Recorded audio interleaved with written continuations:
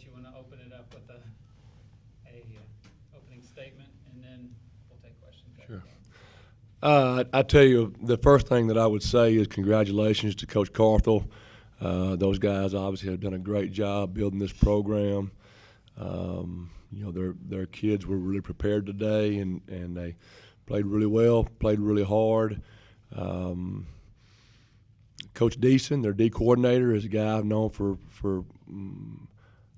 a long time. He's a good man, and I think a lot of him. And he had his guys ready to play, and they did a good job. So my hat's off to them, and I hope they go win it all next weekend. They did a great job today.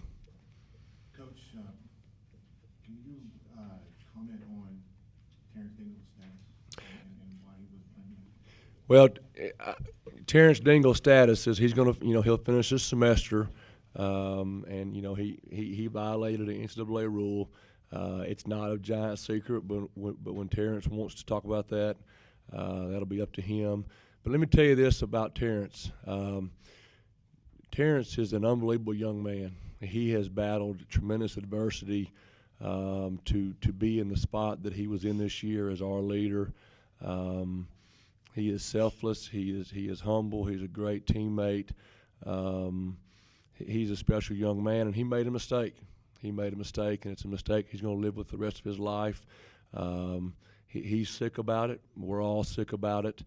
But I'm going to tell you right now, I promise you, this is going to be a story of redemption. It is. It's going to be a story of what happens next. He's going to get up like a man does, and he's going to respond. And I'm going to tell you right now, if the things that I did wrong when I was 22 years old were put out there for the world to see, it'd be really bad and embarrassing. If the things that I did when I was 45 were out there on display for the world to see, it'd be bad and embarrassing. And I know there'll be a lot of critics wanting to jump on board, but I tell you what, we don't need any more critics. We need some folks to offer mercy and encouragement, and that's what I'm looking for. I can tell you what, when we found out, obviously he made a mistake, and we're sick about it. But the first thing we did is we got in there with our team in the middle. We got our hands together, and we cried together. We prayed together. But this story's not over, I promise you. You talk about Peyton's performance in his stead. Unbelievable. I mean, you're a redshirt freshman. You've taken very few meaningful snaps in your career, and you find out, middle of the week, hey, dude, national semifinals, you're the man. And I brought him in my office, and it was just he and I, and I'm telling you, he never flinched. He was like, Coach, that's what I came here for. I'm ready to go, and I thought he played fantastic. I'm super proud of him. The guy's a winner, obviously. I thought he was a major stud. I can't wait to see what the future holds for him. And I just thought in the spot that he was put in, he did fantastic. How much do you feel like Dingle's absence played into this game? That's hard to say. I have to go back and watch the film and figure out. But I'm certainly not going to sit here and blame the loss on that. I can tell you right now, I thought Preston played dynamite. Preston, your mindset coming in, when you found out you were going to be the starter, and obvious butterflies, just kind of talk about your mindset coming into the thing. I mean, it didn't change really. I prepare every week to be the guy if Terrence gets hurt or something. Terrence helps me along the way. Just try to get everything rolling. Just he has big shoes to fill. So, I mean, I just try to do my best out there. To have your first start be on this stage, I mean, what was that like for you? It was a lot of fun, I guess. I mean, had a good time, and it's just another game. I mean, there were a couple of key drives, it seems like fumbles ended, a couple of drives that started on their end and did come up with points. How big were those moments? Well, that probably is what hurts the most today we just had chances. Man, we had chances to beat a really, really good football team, and we just couldn't convert and get it done.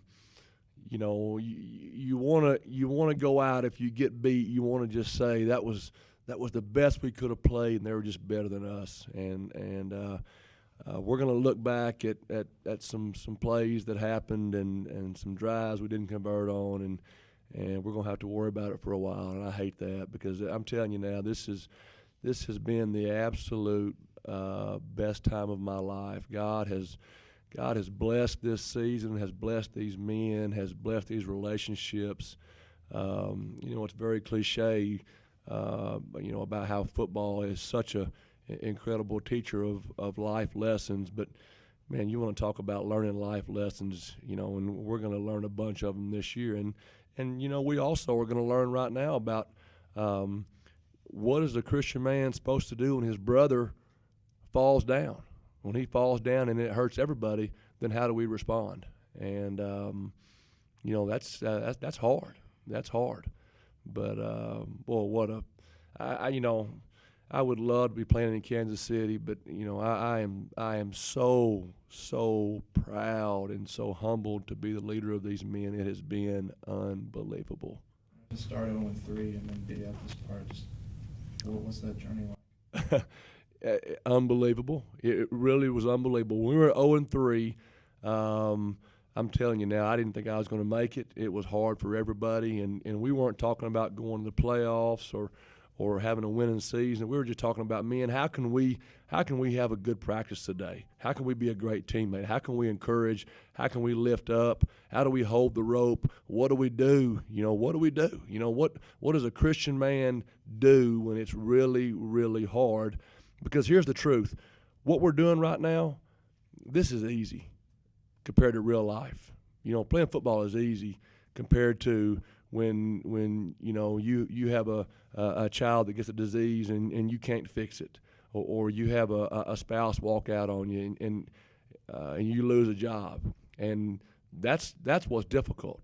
And so my prayer, my desire is that these young men, as they've gone through this adversity and then figured out ways to respond and learned about loving each other more and holding the rope and investing more, I just hope that when they're 40 years old and things seem to be falling apart, they can look back and remember what we talked about, and that God does not give us a spirit of fear, but God gives us a spirit of confidence and overcoming and that's what this season is all about. And losing the game today does not change one bit the blessings that we have received this year, and the memories will last forever. It's been unbelievable.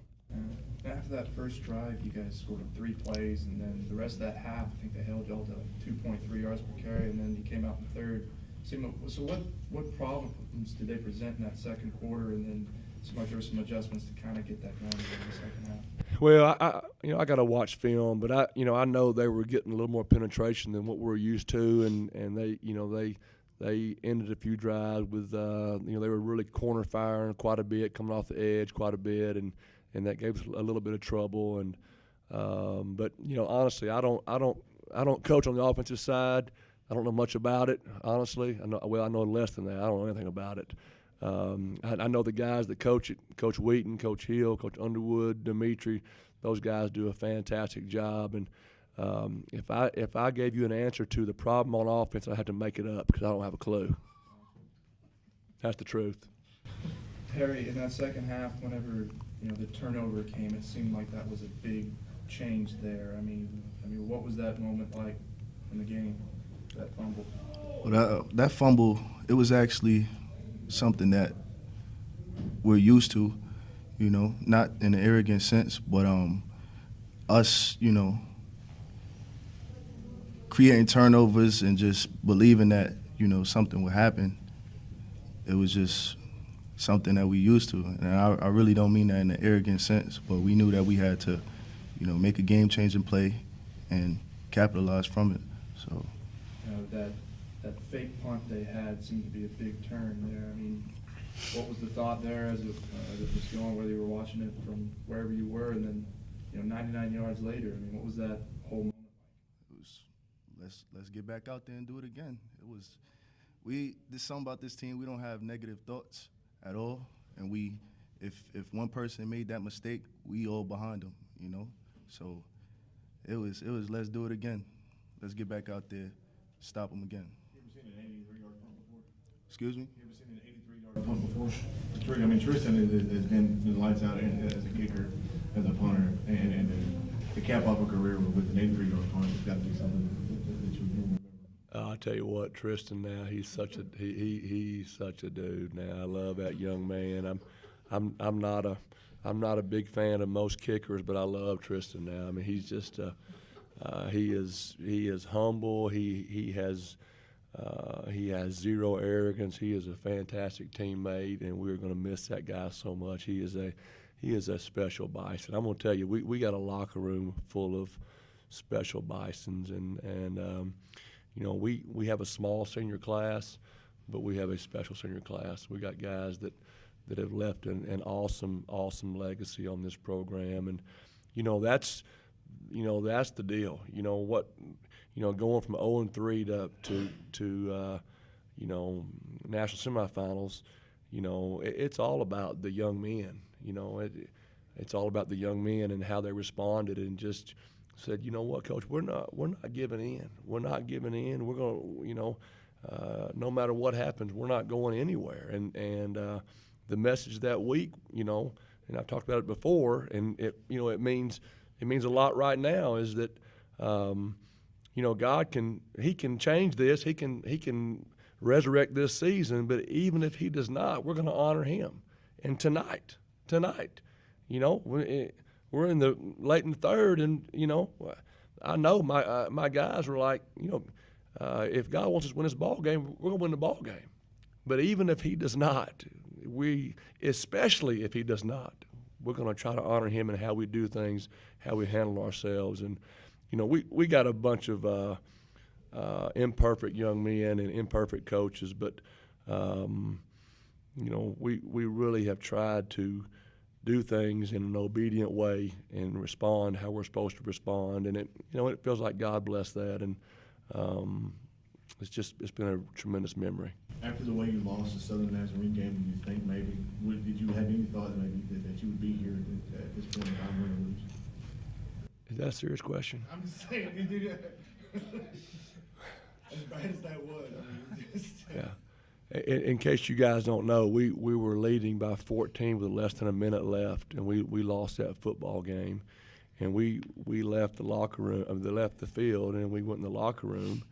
And the honest truth is we got in there and we held hands, and I got on all fours because I was as broke as I've ever been, and you know, and we prayed and we cried. And we said, what in the world is going on? And, you know, this is the truth. Most of my life I've been driven by a fear of failure, okay? Every job I've ever taken in my life, I felt like I can't do that job. I can't do that job. I'm not ready. I can't do it. But the response to the fear of failure is to work really hard, okay? And I'm afraid to fail, so I work really hard. Well, I figured out this year, or God showed me that this year, that when your motivation is fear, you know, there's a ceiling to how far you can go based on that. And, you know, the Bible says that perfect love drives out fear. And I think that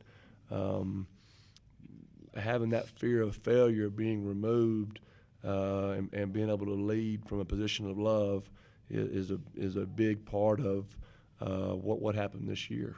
And so I feel very, very blessed and very thankful. But yeah, that was a really a tough spot for all of us. And so no, I had no clue that we would be here. The truth is, I looked at the schedule and I thought, who are we going to beat?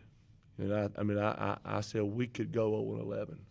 Now, I didn't have any doubt about how the kids would work, how they would love each other, how they would fight, but we'd already been fighting. And I didn't know if we'd win a ball game. That's the truth. Kimberly, you know, on that first drive, it seemed that pitch kind of got that one hand. Is that how it was? Yes, sir. Can you take me through that play a little bit? Well, the play was called, and just Preston did a great job of getting the ball handled and tossing it to me. And it was on target, and getting out wide, everybody flowed the way we wanted it to. Blockers were set, and just the cutback was there, and then you just take off from there. I mean, it felt like that was the easiest play of the game, more than anything after that. It was. It was just, I mean, the guys in front of me blocking definitely made it much easier on my part. So anything on that play is definitely to those guys in front of me. And, just as the game continued and it seemed like they were stopping y'all on rushing, did it become, I don't know, frustrating? And how did that change? Because it seemed like there were some drives there where you get 5, 7 in the third. I mean, what was kind of the change there for you guys on offense? On offense, I mean, the goal isn't to have big plays every single play. We're 3 yards, 5 yards, 7 yards, make the time run out, make everybody on the defense quit. And, their defense did a great job on some of the drives, stopping us. But those drives definitely don't get our head down. We have guys in the locker room, like Coach was saying, that love each other. When we look at each other and we're like, okay, we're going to do it next drive, or we're going to do it this play, we're going to do it. So we didn't get our heads down at all throughout the game. It was frustrating, but at the same time, we're like, it's all right. Defense is going to hold it up for us, and we're going to come back out and do our thing. And it seemed like in some of those reads, I mean, they were stunting pretty hard, and I think you got licked on a couple of those and got it out in time. I mean, just what was that like whenever it started to kind of heat up from them whenever the pressure was coming? I mean, guys coming on stunts and stuff don't really change what we do on offense, I guess. It was stuff we practice every day, just not getting hit, I guess. I mean, but I've been playing football since I was in 3rd grade or so getting hit like that didn't really change nothing. Once they went up those 2 scores at the end, I mean, just did it feel like, that there was some urgency there at that point? Or, I mean, how is it at that point knowing what your capabilities are? Of course it would be urgency if they're up by 2 scores late in the 4th. But,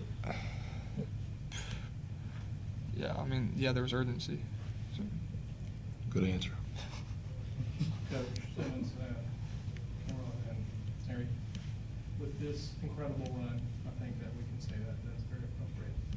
What do you think this run for Harding football has done for the future of your program?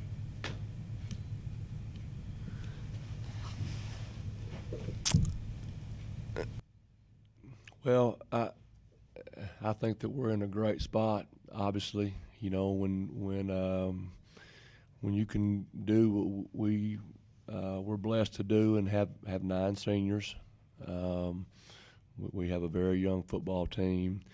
Obviously, we're able to get in the living room of some young men that weren't listening a month ago, and we've averaged 12 wins a year for the last 2 years.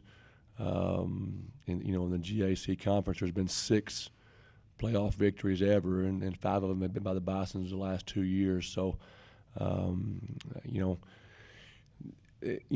the playoffs is a double-edged sword. For one, kids. We want to recruit special kids.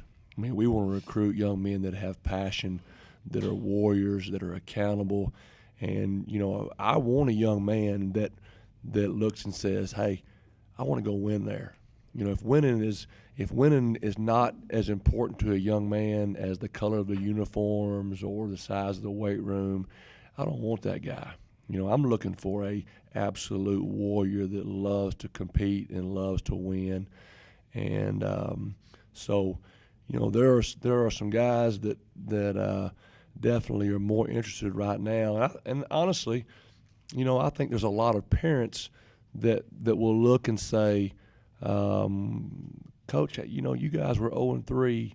What changed? And then when that happens, I have an opportunity to tell the story of the season. And quite honestly, we're looking for a special young man. And if it's somebody that doesn't respond to how this season went and what this story was about and how God was at work, then this probably won't be a great fit for them, which is good. But the other side of that is for the last month while we're out there fighting for our lives, all our competitors are out there recruiting, and so it feels like we're very behind. I'm gonna tell you right now, our coaches have been working 90-hour weeks for the last 6 weeks. I mean, their last day off was in early August, and so. But by the same token, we're behind 4 weeks, and so we got to get right back in there and go to work. There's a scripture that talks about Gideon and his 300 men, and it says they crossed the Jordan River and they were exhausted but pursuing. And that's kind of the way we have felt recently, exhausted but absolutely pursuing. Maybe let's go. And we'll probably take about a half day off work tomorrow and maybe the whole day tomorrow. But we will be back at it on Monday, and we will be pursuing, looking for those young men that are special, I can promise you. Coach, you had Preston as a freshman playing in this game, but can you talk about Cole, the impact that Cole had on this game as well? He's another freshman that, you know, every time it seems like you needed those 3 yards, you kind of went to him, and he would pick up a first down here and there for you. Well, you know, when the year started out, Romar Reeds, who is a very, very talented young man, was our starting running back. He got knocked out, you know, in week 2. He actually has been healthy for probably 6 weeks now, but, you know, we didn't want to burn his medical red shirt, you know, because we had no clue he was going to be in the playoffs. At week 9, we didn't have a clue. And we certainly didn't know we were going to be on this kind of run, but you know, Cole won that job. We never play true freshmen. We love to have fifth-year seniors. You know, that's how we do things. We want to grow our young men, but obviously we need him to play. And I'm going to tell you, when you talk about a warrior spirit and a competitor, you know, that guy's off the charts. I mean, he was a 3-time Georgia State wrestling champion. He is fearless.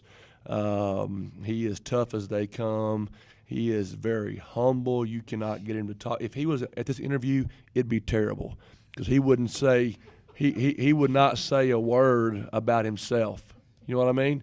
I mean he's special, and really his emergence was a giant part of this team getting back on track. And today was a tough day for him. You know, he set our freshman rushing record.